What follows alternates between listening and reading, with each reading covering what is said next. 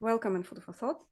And today is a very special subject called friendship.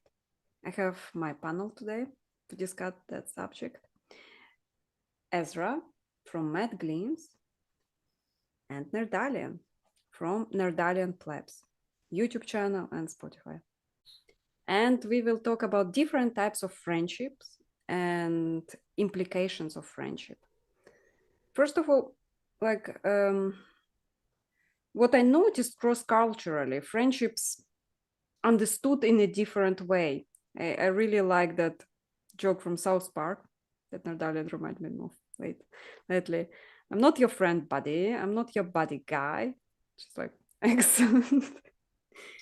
A hierarchy there. Yeah, guy. Guy, buddy, friend. Acquaintances, yeah. Work relationships, teacher, like all of those. Ezra, what do you understand under general word friend, or is this absolutely applicable to anything? Hmm. Yeah, because I mean, just in my own head, there's some kind of hierarchy there where, um, guy, buddy, friend. But, I guess I tend to think of anyone who knows me and I know them and it's not antagonistic, I guess I think of as they're my friend. So it's like a kind of spirit of friendliness, but there's definitely, levels of that. It's like an acquaintance. I mean, we live in the Facebook era, right? So anyone who knows you exist is technically your friend on Facebook, right? So, perhaps the word is pretty loose in my head right now. What do you guys think? Yeah, I think that the knowing each other is an important thing. Maybe reciprocality or mutualness is important to me. So if we know each other, it feels like friendship. If one knows me very well and I don't know them necessarily, I don't know if that's a friendship. So say my mother has a friend and she tells that friend a whole bunch about me. That friend may actually know me very well. I would not necessarily consider her my friend. So I think it has to kind of go both ways.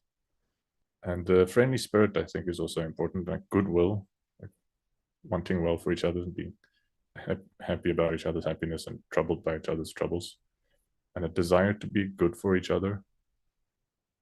And those things go together. So, like a desire to be good for friends is not too useful if that person has no idea of who you are or what your needs are or what you might appreciate.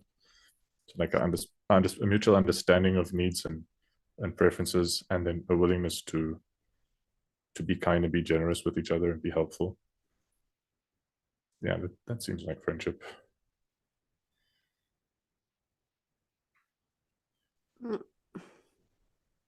For me, the notion of friendship, the first time I heard that word, drug, in Russian, that carries a lot of weight, that word itself. And it was translated into English as a friend, but we have tavarish, which is comrade. Then we have acquaintance, which is знакомый, but друг is friend. In the way I grew up, when you talk about friend, I literally translated to the word drug. It's funny, but it's in English it would sound like drug. That would be spelled. So friend is a drug. It's like here, right? Like I will write it down right here, how it's spelled. And friendship starts at childhood. And I spoke today with a friend of mine who also grew up at the same time period, basically in the same in similar area that I did. And then she was raising her son in the US, and she told me about the difference in locations. So the way we went to school and the way we were raised, so all the kids who live in the same 5 blocks, they go to the same school. There is no bus taking. All the kids just get up and go to school together. They meet each other.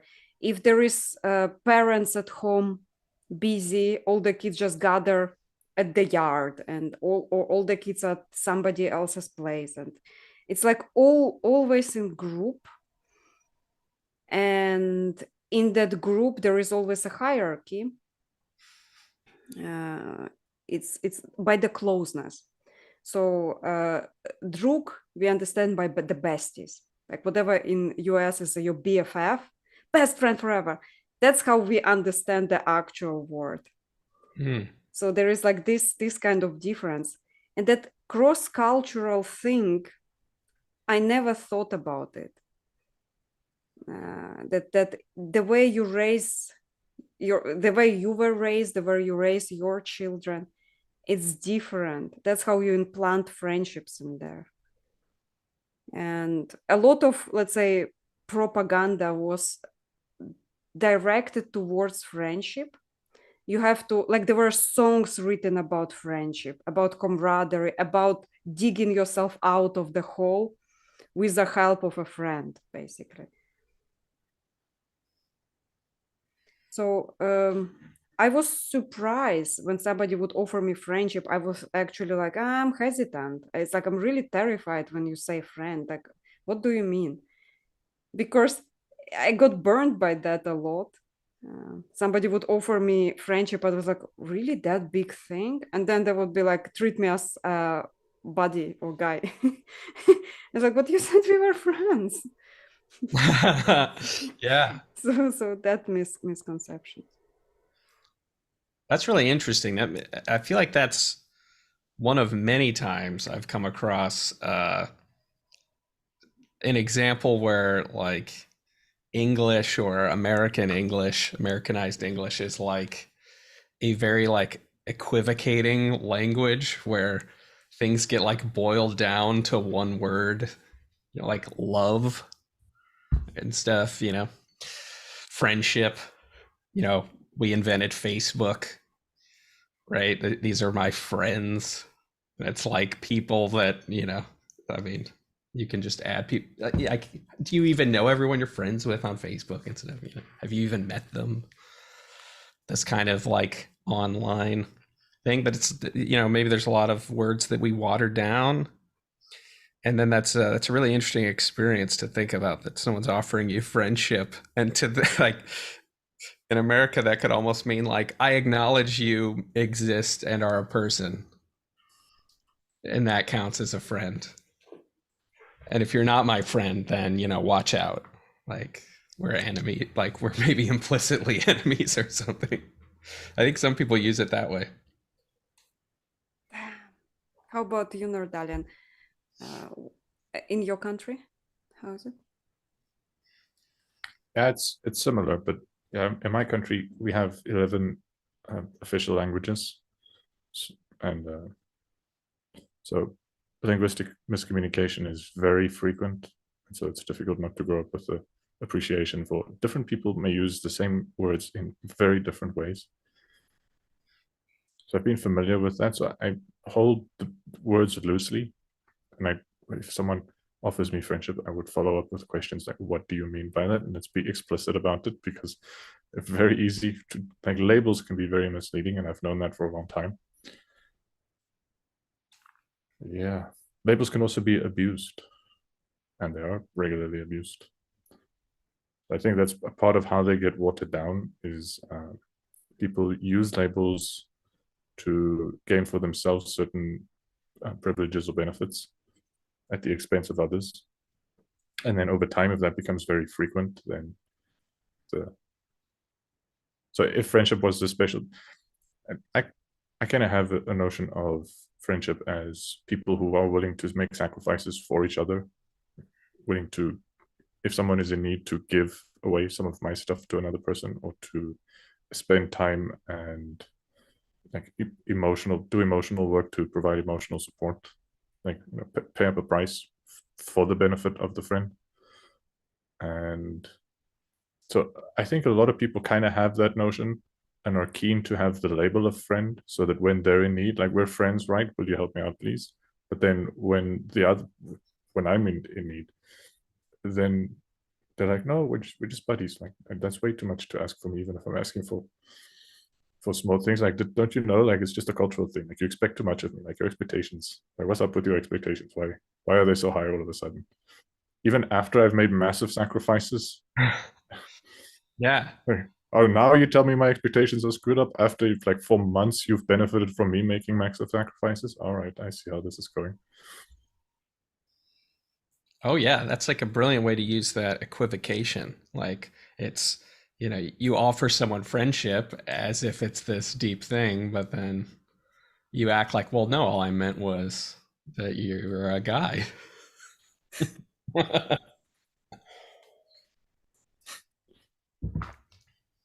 There definitely seems to be something about attention.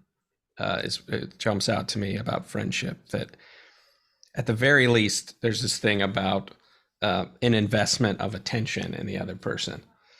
And then it can deepen from there to, like, these kind of sacrifice.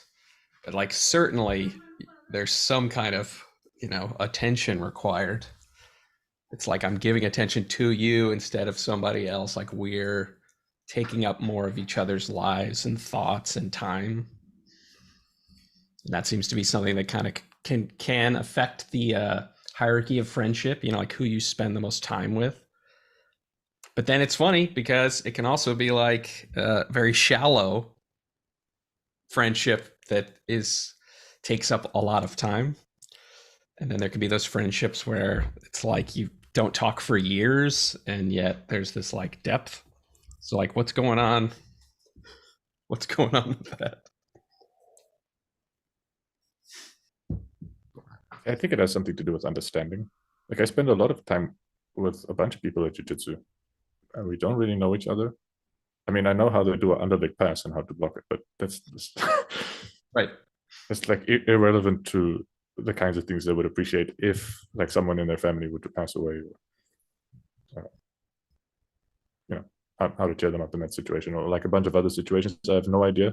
Like, I know the jiu-jitsu game. That's what I know about them.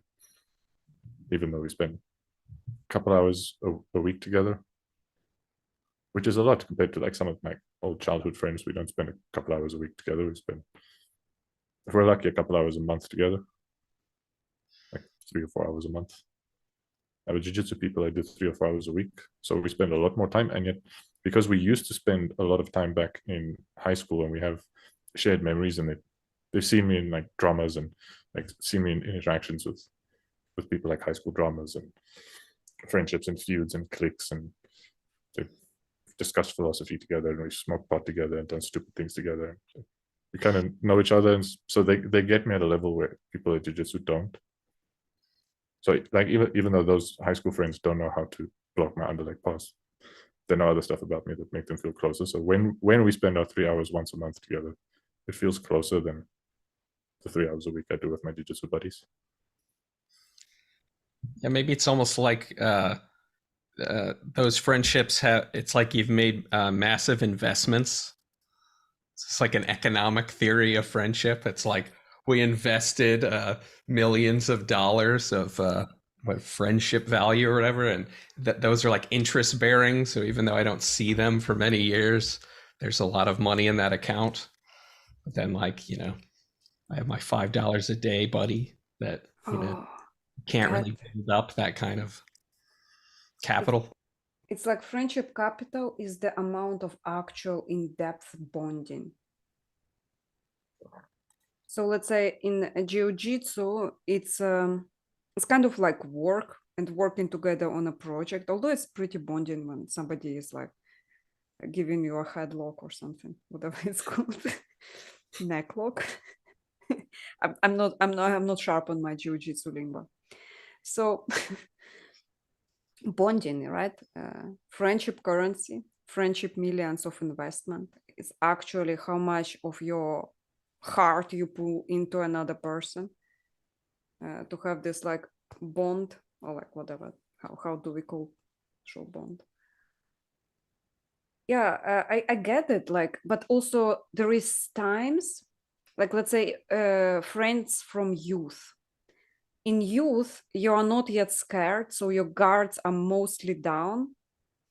You're kind of naive, so you open up to other people and you bond way faster, and it's like immediately brothers or something. But then later on it gets harder because people just like put up so many walls, and then like one person with like massive amount of walls basically town around, and then meets another, and they're like, let's spend time together taking apart wall every day. Like, I will take your wall, you will take my wall apart, and it can take like a year of unblocking. Whereby when there are no walls and there is like ways, like let's say you said, doing some bonding activity, like, you know, I will not name it. And then that bonding activity takes out the walls way faster, so you feel closer. Maybe that's a theory. I'm not claiming. Well, there might be even be an irony there, because it's like you connect more easily maybe when you're young and you don't have those walls, but then inevitably some of those interactions go very poorly, and this is why you build the walls. You know? Exactly. Yeah, there are some like psychological tricks to lower walls, and substances are one. Sleep deprivation is another thing. So a lot of people swear by it, that the best friendship conversations happen at 3 a.m. in the morning. I attest to that. Definitely. 100%. Yep. Sleep deprivation has a similar effect to substances. Because when you like at 3 a.m., you are so tired, your needs are really like focused somehow. You're focused on that one thing. It's not going to bed because the conversation is so interesting. So you're actually fully on invested into that conversation. And your thought process, because you're tired, is slow. And when your thought process is slow, it's amazing. And your ability to do any kind of self-control goes down, like similarly to when people have had a couple of drinks, like their just total level of inhibition goes down. So if you were eating, you would eat more than you would otherwise. If you're doing anything, you would do it with less self-control. So if you're speaking, you would be less thoughtful of what you hold back and what you share, so like more open about what you reveal. And if both people are like that, it becomes a more authentic conversation. I think there's something to that. That reminds me, I've even seen like children who like are very tired but are like still, trying to stay awake, behave like drunk people. It's very, very similar. So it's like, I guess maybe we learn how to not show that or something, but it's like, yeah, it's a similar effect, inhibition's lowered. I actually do remember that, like me and my sister, when we did not want to go to sleep, we would just like quietly keep talking, like till 1 a.m. Just like, I don't want to, let's talk. And then we would like talk different things. It's interesting. I was just thinking that there's something interesting about this, like how you build the walls to essentially protect yourself from pain or it not going well or something, and yet, we all kind of know that real connection is only going to happen if those walls are lowered, and then people you can rely too heavily on substances, like this is the only way I can lower my walls anymore, and I don't know, that's just something that has stood out to me, like if you're trying to deepen friendships and stuff, it's like can we recapture a bit of that openness but with some wisdom, like I feel like I'm better at, like I feel like one could become much better at predicting who they can open up to and then open up to them, Like I'm actually much better at doing that than when I was a child, but you have to consciously make this effort in order to do that. Yeah, I've recently suffered some really bad choices in that regard. So, not so sure I'm good at that. I need to get better at that. So if you have any secrets, please share. Well, like maybe full disclosure, like this is the reason why my friend count is very low. From machine learning, if your training Okay. data set is highly imbalanced, so if most of the people you meet are really bad candidates for friends, then it's really easy to train a model. You just reject everybody. Exactly. Scores well. If 95% of people are rubbish friends, then rejecting everybody gets you 95% accuracy. Like, well done, you've got a great model there. That brings me to my first question, which is the length of friendship. I heard that we need all type of friendships, but the long-term friendships, that idea, is it worth investing time in? I definitely think that we're onto something with friendship capital, and that makes sense to me. So it's like, especially childhood, it's like I think it's inherently a traumatic kind of time, and it could be that like sharing similar traumas with people, like it could be a random assortment of people. Like these are the people I happen to be at school with, but we all went through puberty together, and it's horrific. And then we all have this like shared bond. So maybe that's like a huge investment in that kind of relationship. But then I've had a few like later in life friends where they were like a similar kind of bond, where because we went through things together, like um, I don't know, even like I went on like a little tour with like playing music once. And I mean, to go on a tour where it's like a couple of weeks and you're like maybe living in a car together and having to navigate these things, like and being with each other every minute, that like can create a bond in a different way. So it could be that um, that's part of like what keeps those adolescent friends, like what makes what makes a long-term friend powerful, is that if you're friends long enough, there will be events like that are heavier things that actually make bigger investments. Or it's just if you invest a little bit in an account for a long enough period of time, then you have like a substantial amount there. Lately I've came to a kind of like realization about the long-term friends, because there's a unique thing about a long-term friend, which is the long-termness of it. Like someone who's known me for like that period of years is a good they have certain insights into me that other people will not have. So if I make a new friend, they don't know my history, they weren't there.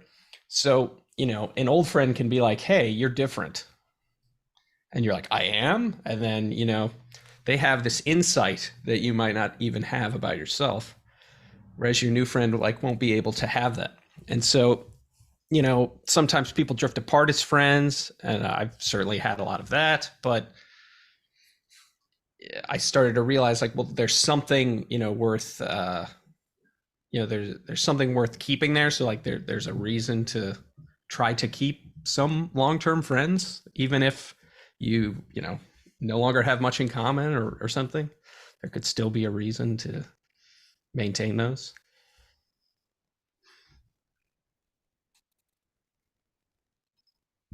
And I kind of think like losing friends is such a loss that I feel long term is the goal for everyone I meet almost, and it doesn't work out with most people. And when people say you have to have space in your life for everything, I would rather frame that as I have space in my life for the possibility of new friends, knowing most of them won't work out for the long term, but I will try. So I won't spend time only with my old friends and neglect any new friendships just in favor of my old friendship. That seems like a mistake. So it does seem, but to say yeah, I think this person, I'm going to make as much as I can of a 3-month friendship with this person. That makes no sense to me to do. And I think at a deep theoretical level, that's problematic to even try to do. I mean, it's one thing to do like a 3-month retreat somewhere with strangers and you know you're never going to see them again, and then you're friendly with them. I wouldn't consider that 3-month friendships. I would just, those are strangers I was friendly with. I don't know if there are any circumstances where it would be a year or 2 years. I mean, if after 2 years we did anything together, whether it was for leisure or for work, if after whatever thing we did together just stops prompting after 2 years and there's nothing that goes forward, then I question whether those 2 years together was friendship rather than collegiality or just buddies of some kind. And for me, I think it has to do with this getting to know each other and having each other's best interests at heart. It seems strange to me to think that would just end. If I really know someone and I want them to be well, like how do you just turn that off one day? If you were really friends, they both cared about each other, both knew about each other, and it ends after a year, I guess seems tragic to me. I met a person who said, I hope we will be friends for life. I really hope. And I said, yeah, sure, why not? It's nice. Like, let's be friends for life. And then he started crying. And like, to be clear, we are no longer friends. Was it because he started crying? No. No, it's because we understood the word friend. Slowly back out of the room and we'll talk to them again.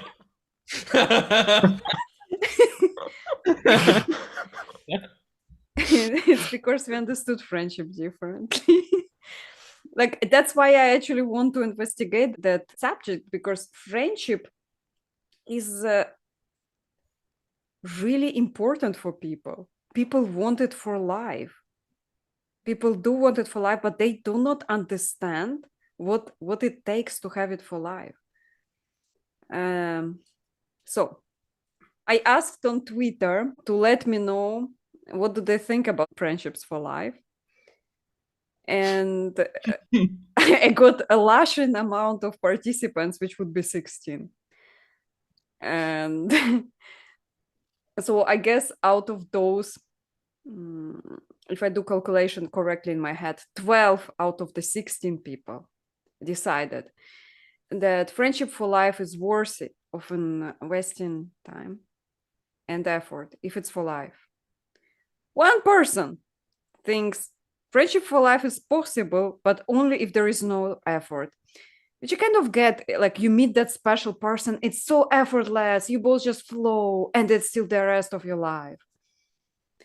Okay, I mean, I can see that happening. And then 2 people said next to impossible. And 1 person said, I don't like to commit. I asked my mother, where does she stand on that friendship? And hers is next to impossible. She doesn't believe it possible. She told me she lost friends she had since childhood over ideological reasons. It's sad, really. She lost friends that were supporting her in her hardest times through high school, lifting her up, getting her out of trouble, let's say. And then because of the ideological reasons, they both stopped talking to each other. And she gave me some other examples. For me personally, all my life, I thought that friendship for life is actually only if there is no effort. That's actually was my idea. And like 2 years ago, I met a woman on Discord, and we started spending a lot of time together. And I was like, I was not giving much of it. We never labeled it as friendship because she was afraid to spook me. So we never had the talk. We would just spend a lot of time together. doing things like painting, watching TV, discussing politics, like going into any depth of conversations. And now I'm pretty sure we are friends for life. And I asked her about it, and she's like, "Oh yeah, we are friends for life, and we will see each other, right?" And I was like, "Sure, we will see each other." And she made me promise to see each other. I promise we will see each other. And so she changed my mind. And I'm very grateful that I met her and she changed my mind. And now I want more. I'm greedy. I want more. I mean, not that I want more friends like this. It's awesome. Like long-term friendships did grow on me. Of course, short-term friendship buddies, short-term buddies, fun, okay. And this only if there is no effort, that thing, it's applicable for the short term. For long term, invest in time and effort. So that's for me, those two are the difference. Yeah. And I want to know your opinion about it.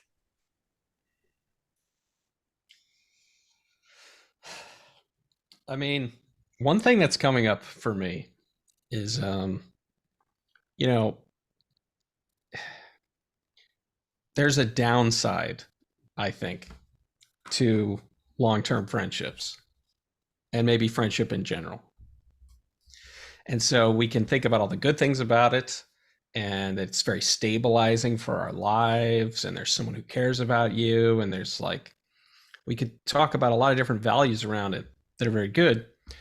But I think that there's like is an inherent danger, and it's part of why I might be wary about who I, were to enter into a long-term friendship with, because I think like we sort of define ourselves, and we even our cognition and how we think and understand the world is affected by these friendships, and especially long-term friendships.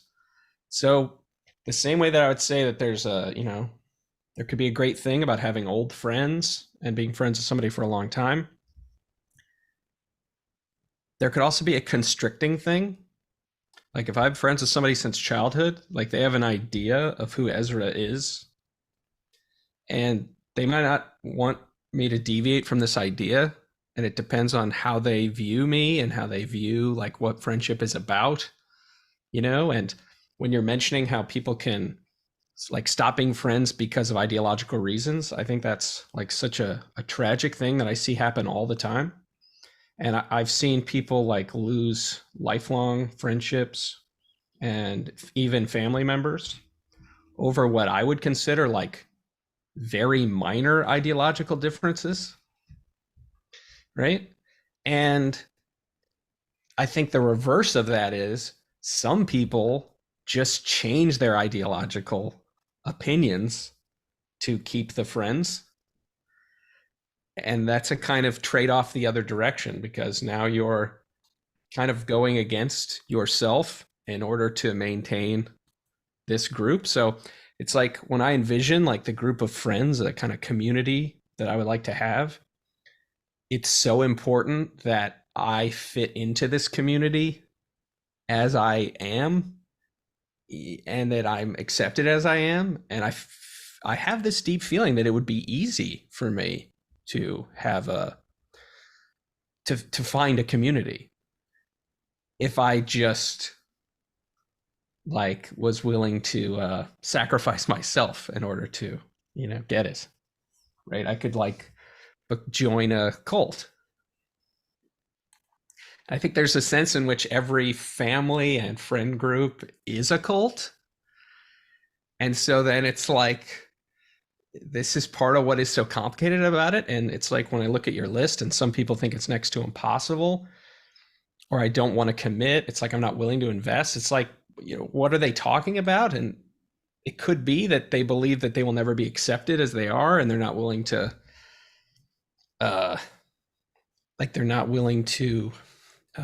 sacrifice at all. like maybe you have to give up a little bit of yourself to connect to others, but maybe if you're too hard lined, then you won't find anyone. But if you're too too loose, then you won't really have an identity. You'll be defined by others. And I guess for me, this has seemed like a very central problem with relationships in general.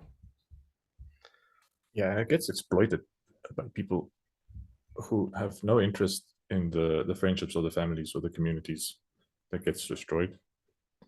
So one of the things that I wanted to talk about is different needs that friendships fulfill. So people bond over different things. And with people losing friends over ideology, that'll often relate to security needs and concerns of security and justice. So there will be people who bond together out of fear and out of anger. And yeah, like at some level, if justice is really very important, and if your friends are unjust, like they're not angry at the right things, not angry enough at the right things, and they're too angry at the wrong things,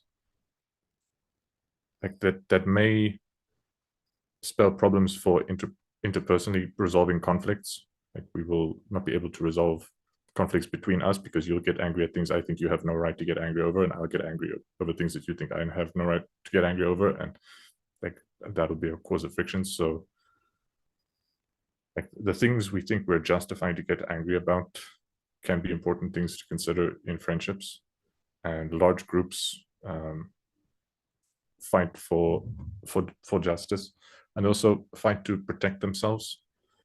They're at risk of being exploited and attacked by others, and so people get together to find strength in numbers, safety in numbers. And if you're not concerned about the same risks, you're aloof about risks that other people think are very high risk, they may be concerned that this friend will not be willing to make the investments in safety that they feel are required, and they'd rather go make other friends that are willing to make those investments in safety and protection. But so there's an element of that makes a little bit of sense, but it gets hijacked by political agendas where like family members, like if a sober assessment of their actual safety and the actual claims of justice, rights, and wrongs they have with each other have absolutely nothing to do with the political doctrine that's being shoved down their throats in the TV day in and day out. And so things that like on an emotional level would make sense if it was grounded like in the family level or in the community level, in the friendship level, like we need to be enough on board about what it makes sense to get angry about, and we need to be enough on board about what it makes sense to be scared of so that we can cooperate. And if we're not, then maybe we need to find different friends. But then if political parties and propaganda can convince you that the things you should be angry about are things that happen thousands of miles away that have nothing to do with you, you have no control over, and a different political party persuades your friend that they should be different about it, another set of concerns that happens in a different place 1,000 miles away from them that has nothing to do with them, that they have no power over, then people are having emotional fights with each other that have no bearing on the practicalities of their actual friendships, their actual interactions.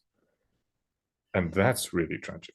Like it's tragic enough if people just have different values and on an interpersonal, like different family values, different concerns about, like different thoughts about how to be safe with children, how to rear children, whatever.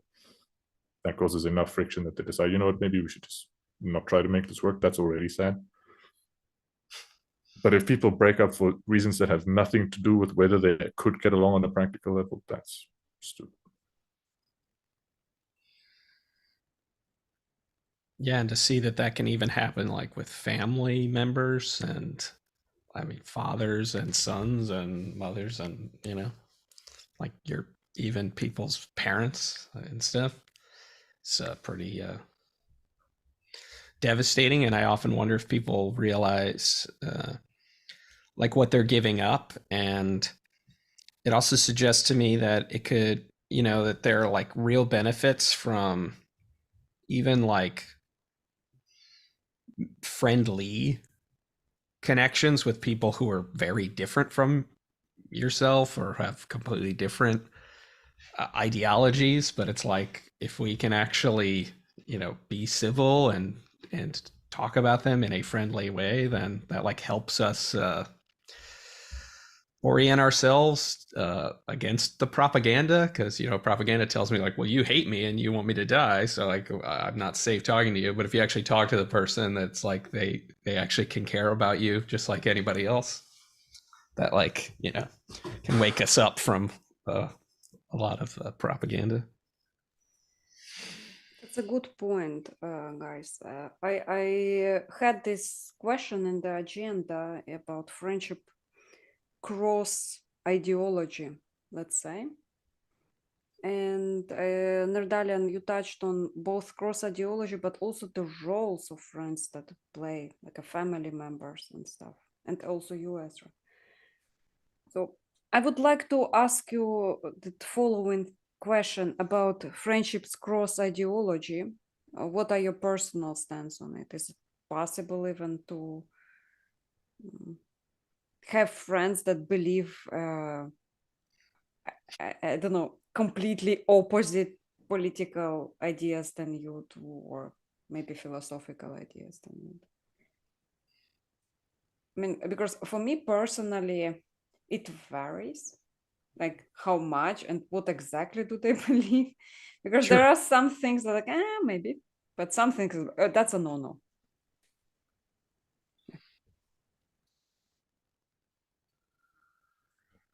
Yeah, I think it's possible.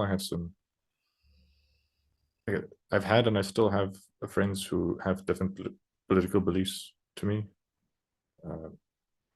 Like I'm fairly radical in my stance on just how irrelevant politics is to most people's real lives. And like a lot of people get upset like at just how strongly I make that point. Like, actually, this does not matter. And a lot of people are like, no, this is like the most important things we can talk about. Like, I don't believe that. So I am actually friends with people who have different views on just how important politics is at all. And then also specific political doctrines, we have different ideas, and that works. But I've also had people that I tried to be friends with that didn't work out, that especially used, I guess you could call it part of ideology. It's a combination. It was more often religion than politics, but then used religious claims to like invalidate my attempts to explain that in this relationship my needs are not being met. And they would say, well, they have not done anything wrong according to their religion. They're doing all the right things. So if my needs aren't being met, that's irrelevant. I just need to grow up and get with the program. And conversely, they would make religious demands on how I should and should not treat them. Like if I treat them a particular way, like that is against my religion, you will not treat me that way. Yeah, so ideology played a part in that. I guess that sort of sums up what I have to say about that. Like I have friends where we have a lot ideological differences, and then I've had failed attempts at being friends with people that used ideology in an abusive way. I do also think that for a friendship to be workable, there needs to be enough overlap in what we think it's decent to get angry about and decent to be scared about, and decent ways to play. Like, but I think that overlap doesn't have to be perfect. And I think if both people are open-minded enough, there can be some adaptability and some flexibility on that stuff as well. So it can be made to work, but in my experience, it just doesn't always work out. That makes me think of like a distinction between, I don't know, sort of like the what and the how or the why, I guess. So it's like the content of someone's beliefs, like what, claim, like what, propositions they would agree to being, would think were true versus false. And that I think in a lot of like propaganda, it seems like we're pushed to view this as what people are. People are these collections of their like beliefs, and that's how we should judge them. But in my experience, it's that didn't have much to do with anything. It was actually like how they conducted themselves, which might suggest they have like implicit beliefs, but these implicit ones were much more important than our like explicit beliefs. And lately I've thought a lot of, I had an uncle I grew up with who had different politics from like our family, and we would argue all the time. And then I didn't see him, for many, many years. And I didn't hang out with anyone who shared those political beliefs. And a lot of people that I know wouldn't want to spend time with anyone who shares any of those political beliefs. And yet I remembered how I was a teenager and a grown man argued with me, but argued with me in a sense of, with a sense of, he was not judging me as a person. He was arguing with my ideas. He took me seriously. He thought it was, he treated me just as seriously as an adult. And I clearly had no idea what I was talking about because I'm a teenager, that like, well, I mean, you could know what you're talking about as a teenager, but also like, I don't think I really did. I was very like knee jerk with my, thoughts, and yet he's taking me seriously. And so now I have all this like fondness for those debates with someone who, cared enough about me to debate me. And I also, I studied philosophy at school. And one of the greatest things about studying philosophy, at least at the in the way that I did, was that in the philosophy department, it's like a given that everyone will have the most egregious beliefs possible. It's almost like a game in the philosophy department. Like, how crazy and offensive of beliefs can you have, and yet very rationally defend them? And then it's like a kind of game that we play. And that was very like eye-opening, that how people conduct themselves and how they're willing to argue with you and like how they're willing to relate to you can be much more important than the content of their, or their stated content of their beliefs, which you might suspect they don't even necessarily actually believe, or these beliefs do not affect their behavior, So there's like a separation between the what and the sort of like how and why. And I think a lot of people don't realize that they could have rich, like even loving friendships with people who have very different ideas, because depending on what those ideas are, it could be much more like having different opinions on like who's your favorite actor than something that actually, affects how you behave or something. I relate to that. Let's say a person has different political and philosophical ideas from you, and yet the conversation is respectful, even though you're a teenager and you probably didn't have a lot of life experience. So all your, let's say, political views are based on things you heard from other experts. That's interesting. So those conversations seem to me challenging. And it's not exactly that it's his opposite ideas, but the fact that he was open and respectful of your point of view, and also treated you as an adult, which is absolutely okay. I actually can attest, teenagers sometimes are wiser than us. And even children are wiser than us, Ezra.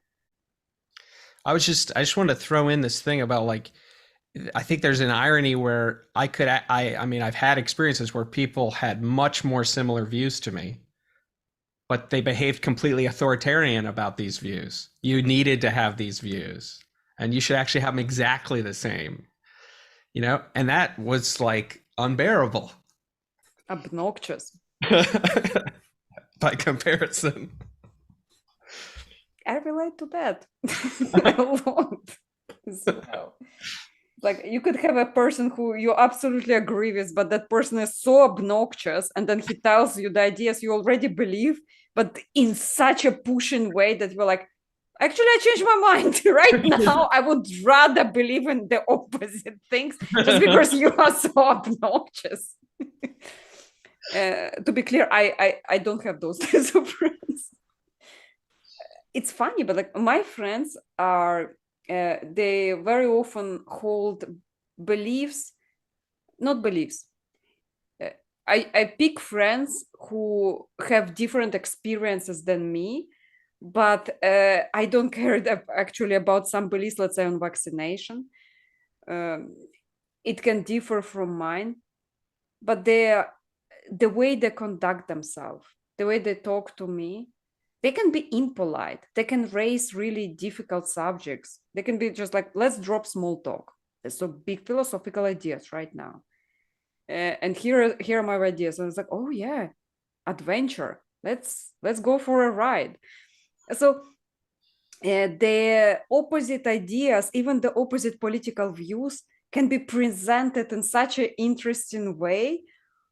Plus to this a dedication as well to this kind of mutuality of discovery of like, what do you have to say about this subject or that subject, can play a big role. I wanted to tell the story here about children. It's just like really awesome that Ezra, you touched on teenagers. It was about 10 years old, not yet a teen, but me, my sister, and a friend were hanging out at the beach because that's where we grew up in South, and there was like sand and seaside. Everything is awesome, let's say. Sunny childhood. And then we met a group of boys, 3 boys. And then we played together, 3 girls and 3 boys, 10 years old.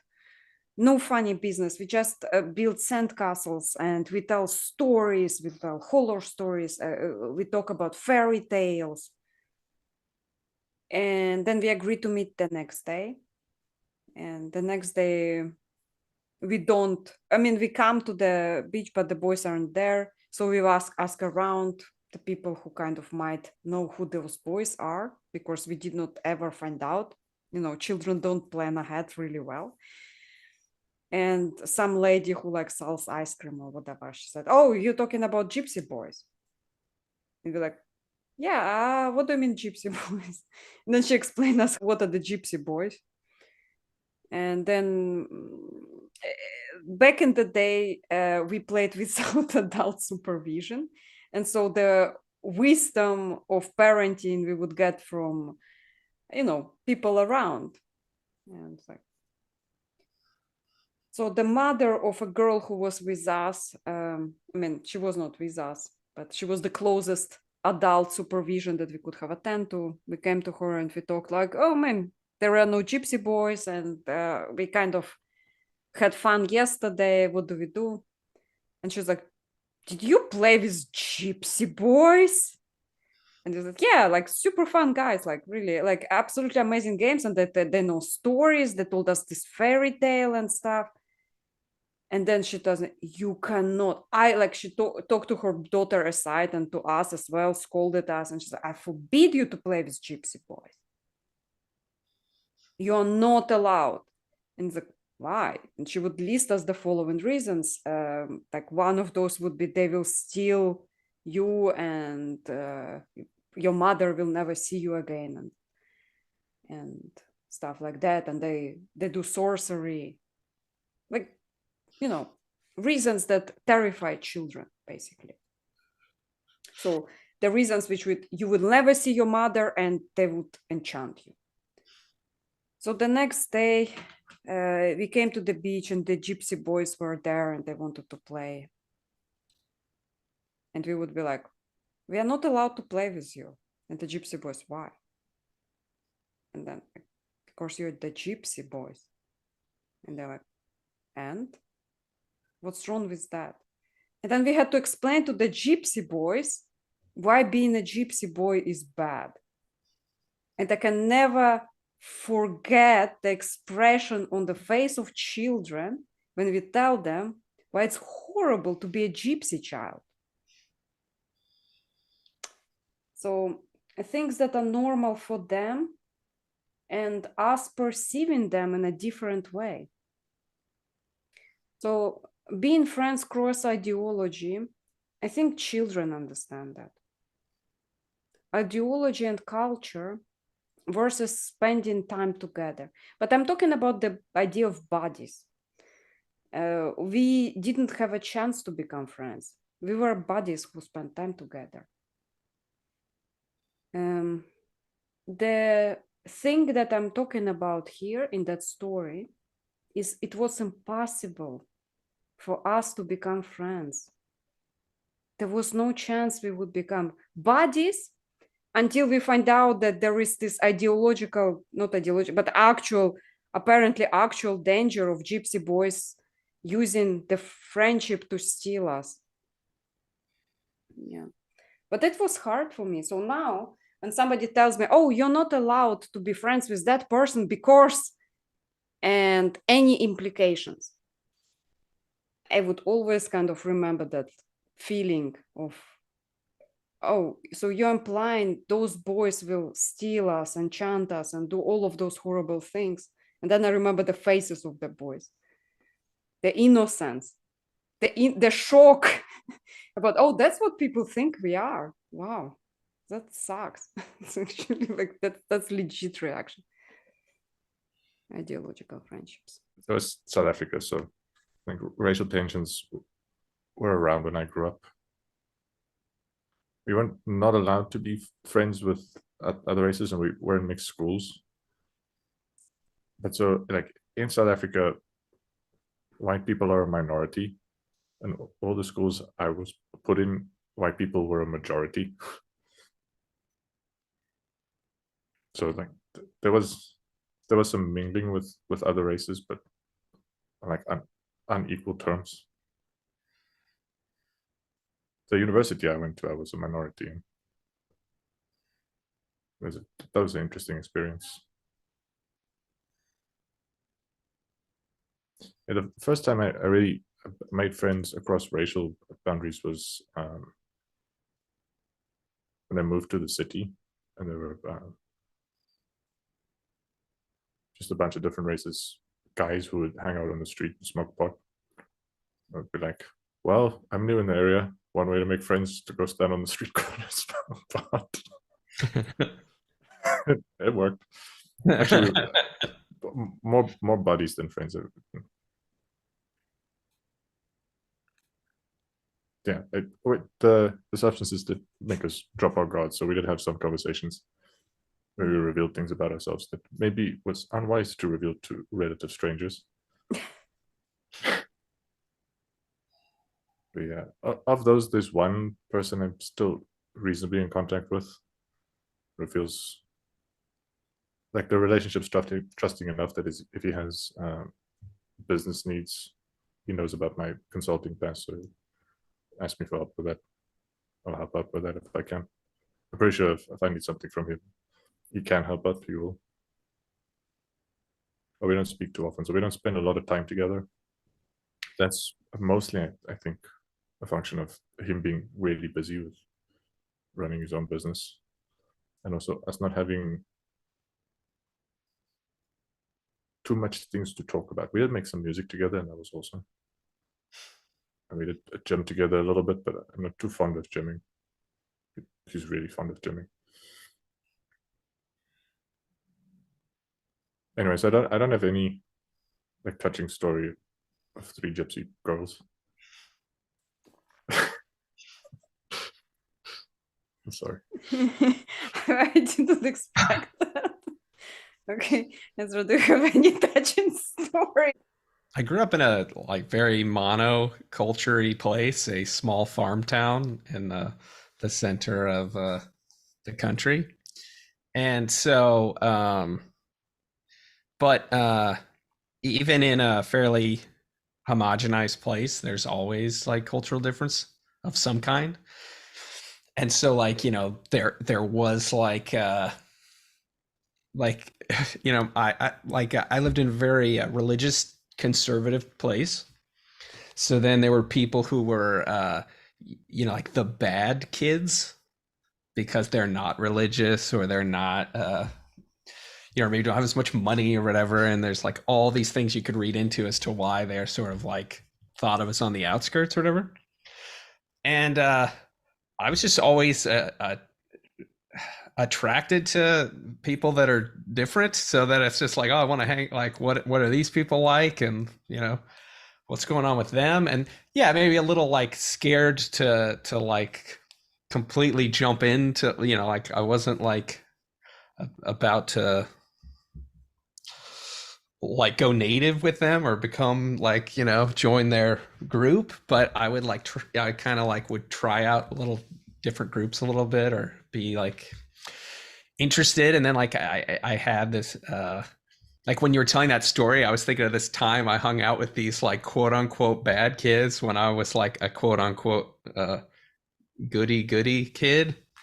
And like being out after curfew as like a young kid, and like wandering around the town in the middle of the night, and they're like smoking cigarettes and because they're cool, you know, and having like this real bond. And it was like kind of it was really eye-opening. I was talking to this kid, and it's like I think we were both like 10 or 12 or something.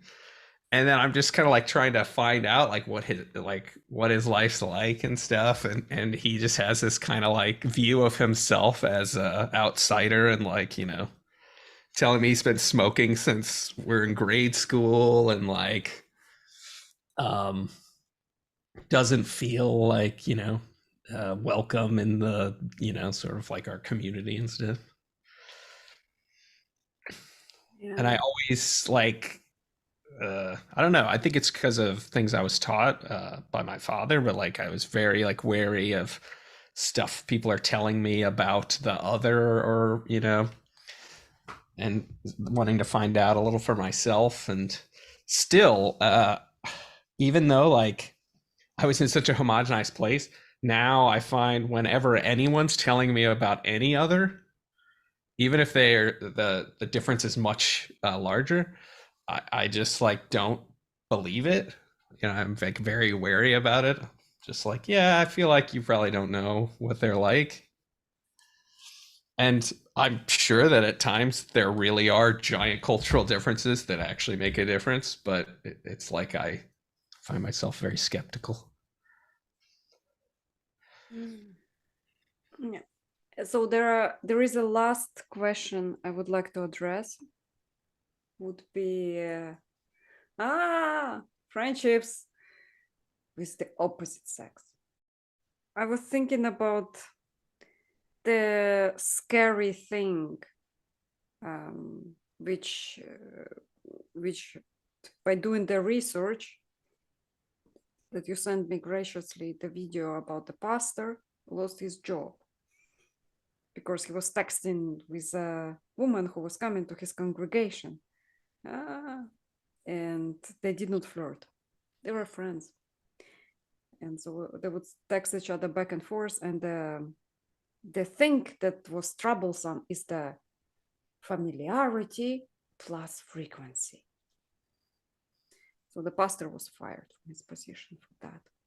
Just mere by the implication what it might mean. And so I wanted to talk about this idea, about what are the things that would actually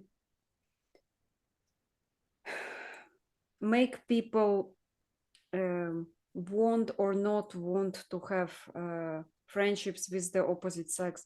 Because I'm personally, I'm friends with people. The way I connect, I'm connecting, I'm your friend because you are the opposite sex. That's the only reason why I'm friends with you. No, like you're connecting to another person because there is like shared interest, potential growth, or like Ezra quoted for Reiki. Yeah, if you're committed to someone becoming wiser and they're committed to you becoming wiser, Yeah, that's like kind of philosophical or spiritual friend.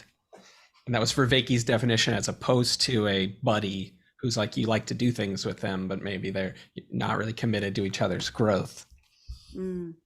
I've called that like a Vervaekian friend. Shout out, John. At least two of us big fans. I will say nothing, and it will be more than enough praise. It's good to have healthy opposition. About that, all I think is, like, I think people can be friends in more ways than just that. I think I think people can serve very dear needs to each other in a way that makes them feel very close, that aren't necessarily growing in wisdom. Like, I think people can provide each other emotional support in ways that make them feel like really close friends, way more than buddies, but where neither necessarily grows a lot in wisdom in the interaction. And people can grow in more ways than just in wisdom. Like, I don't think like growing in wisdom and growing in courage is exactly the same thing. There are other virtues besides, like, growing in virtue together seems maybe more appropriate than wisdom, and especially Viveki has a particular definition of what he means by wisdom that doesn't include all the virtue. So yeah, I think a commitment to each other's well-being kind of implies a commitment to each other's growth as well, but not necessarily just be somebody. So that's my little gripe with that view of friendship. Yeah, I can imagine it being like a little bit generalized to something like, if you're sort of, if like the friendship is at all oriented towards like any virtue or like the good or anything, then there might be like a sense of that it's in some way about growth, because it's like, well, we're not trying to tear each other down and make each other worse, which a lot of friendships can do, you know, like you know, your friend who's an addict like might really want you to like become an addict too and stuff like that. So there's kind of like, maybe, you know, the one of the qualities of what I might just call like a true friendship is, you know, that we're about something positive on some level. Yeah, that makes sense. And I think that there are ways in which people can be bad for each other, but both in like halting each other's growth or sort of being counterproductive to each other's needs. And in some communities, in some contexts, I do think that trying to be friends across sexes can actually be harmful for each other. So even though it would be tragic, I think in some communities, like if your reputation really does stand to be severely harmed, you could lose your career, you could lose your family for being friends with a woman, like a pastor might. Like, if that's the reality and it's obvious to both parties, I think like if the woman cares for the pastor as a friend, she would be willing to not force the frequent and familiar interactions.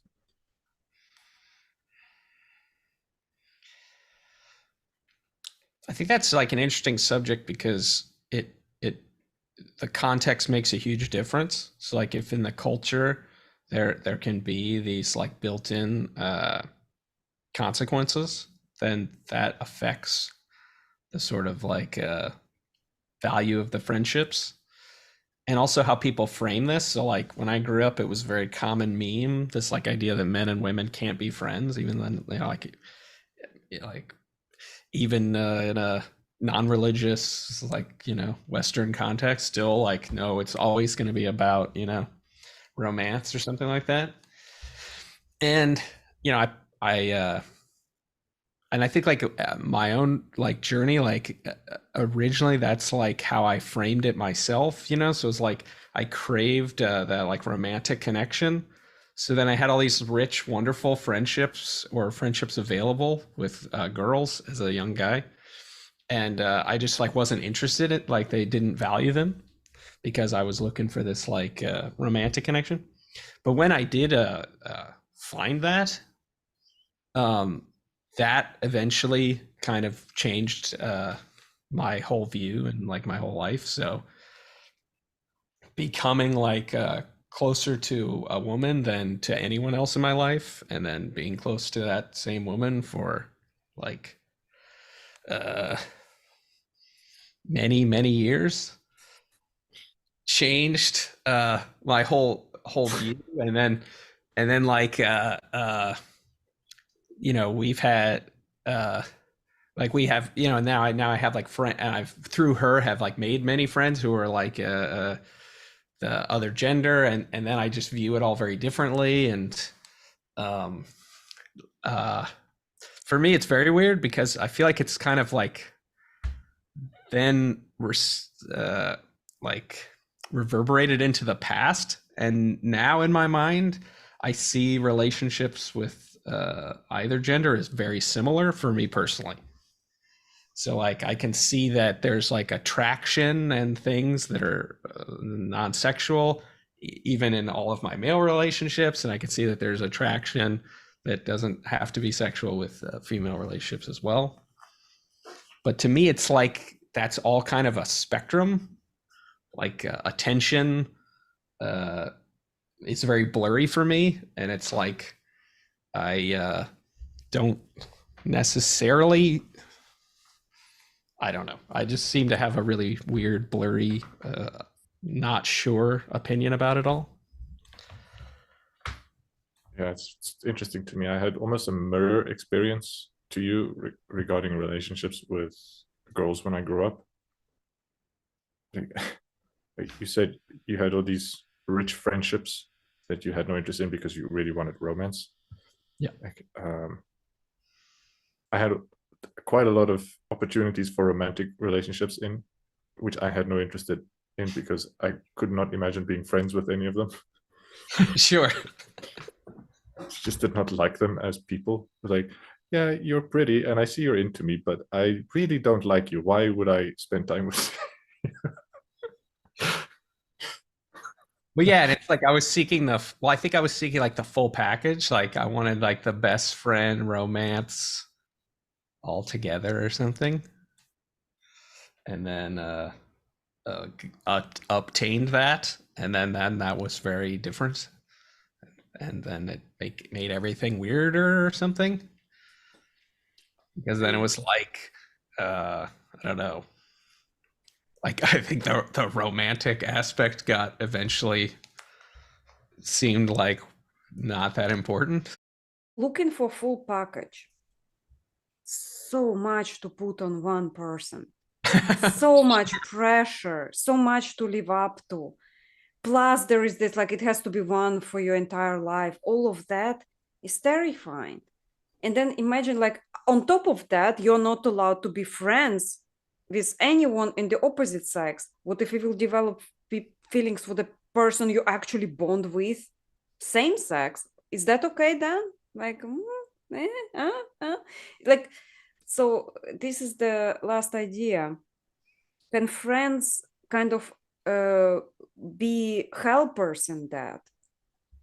Let's say you have these relationships that are nurturing, advisory, healing, wise man, educational, also parental in a sense, in the people you invest your time in. Could be opposite sex though. Like I actually don't see the difference, honestly. Like the only difference, the only problem I see is the gossip. That's the only problem, because there is no funky business going on. If I like a person, I don't like them for the things below their belt. And even the implication of that seems bizarre to me. Right? Like everybody just goes around thinking about what is below the belt. So that like, what type of society you are? Like, I think really, like, I don't know. That's my experience.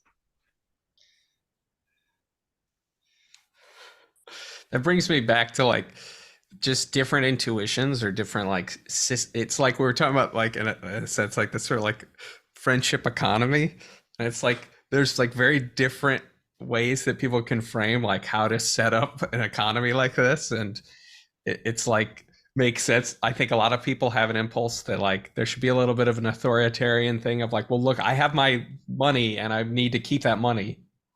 So like that money's not allowed to, spend anywhere else or something, like you want to, there's an impulse that people have to like contain their partner and sort of like have a safety that their partner can't get away type of thing, and some people seem to be into that, or entire cultures built around it. And I think that like my personal, like I try to be open-minded when I come across something like that, because like, but I'm probably a little, in my own mind, I kind of judge it. So like in my own mind, I kind of think like if somebody says like, here's the society and like men and women aren't allowed to be together unless they're married. Other than that, they shouldn't speak. They shouldn't be in the same room. If that's like the culture that's presented to me, my implicit assumption would be like, this culture doesn't know how to mitigate the problems that could happen by not having that. And because they don't know how to like navigate that, or they're not willing to navigate that, this is the culture. And it's like a way of solving a problem. And I'm like, okay, I get it. But then if I find a culture that's like, no, like that's all, we don't need any of that, and anybody can be friends with anyone, and it doesn't necessarily mean anything, then I think like, right, but you're not naive about all the things that could obviously go wrong, right? Because if you're going to be naive about all the things that are obviously going to go wrong, then they're obviously going to go wrong. But if you're not naive about them, then, perhaps that could be a like rich society, but it like, it might take more, it's like more personal commitment for a society like that to work, Mm-hmm. Like one kind of nerdy thing I always do is I always think about the TV show Star Trek, or like Star Trek The Next Generation. And I'm like, well, that like was a positive view of the future that was very like, well, it's a positive view of the future. And then I'm like, could that work? And if so, what would have to be true of that society that could work?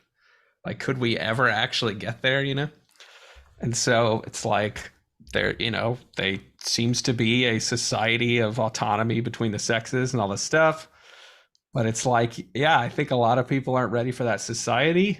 But,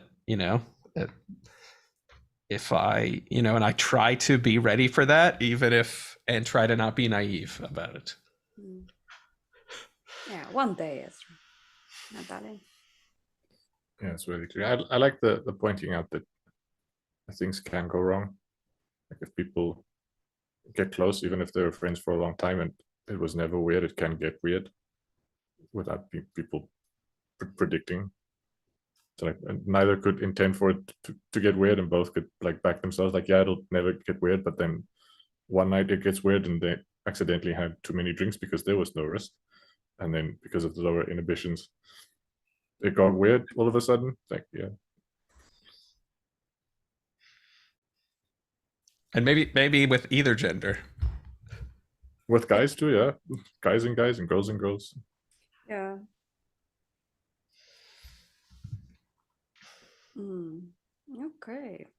We will probably have another edition, a rebuttal to that conversation that we have with maybe same or different panel guests who are Nerdalliun Plebz from Nerdalliun Plebz YouTube channel, also Spotify. Please check it out. And Ezra from Mad Gleams. Absolutely wonderful musical work. I really like your song called Hell. We'll provide the link below. And see you in the rebuttal. Bye. Right.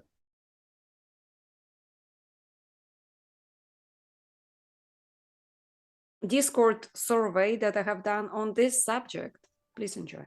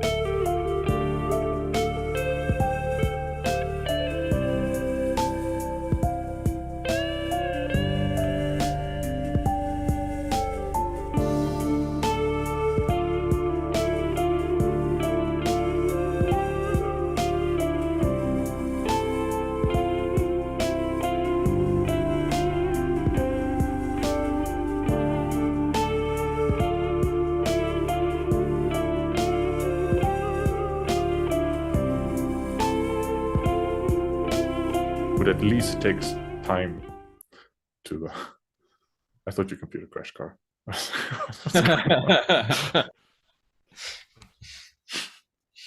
Sorry, would at least take time.